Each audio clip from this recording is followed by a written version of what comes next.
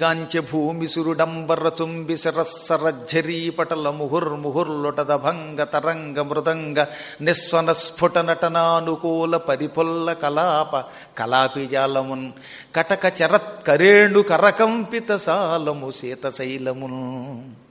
అది శీతశైలం, మంచుకొండ, హిమాలయ పర్వతం. అక్కడ కటక, ఆ కొండ మధ్య భాగంలో చరత్ కదులుతున్న కరేణు ఆడ ఏనుగుల యొక్క కర్ర తొండము చేత కంపిత కదల్చబడుతున్నటువంటి సాలవృక్షం ఉందిట. అంటే ఏమిటి? ఈయన వెళ్ళేసరికి హిమాలయ పర్వతం మధ్యలో ఉన్నాడు. ఆ మధ్యలో చాలా చెట్లున్నాయి. ఆ చెట్లలో మద్ది చెట్లున్నాయి.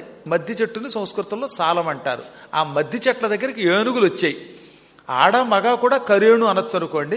కాబట్టి ఏనుగులన్నీ వచ్చి ఈయన చూస్తూ ఉండగా మంచి మంచి ఏనుగులు, బలమైన ఏనుగులు అన్నమాట, పెద్ద పెద్ద దంతములున్న ఏనుగులు.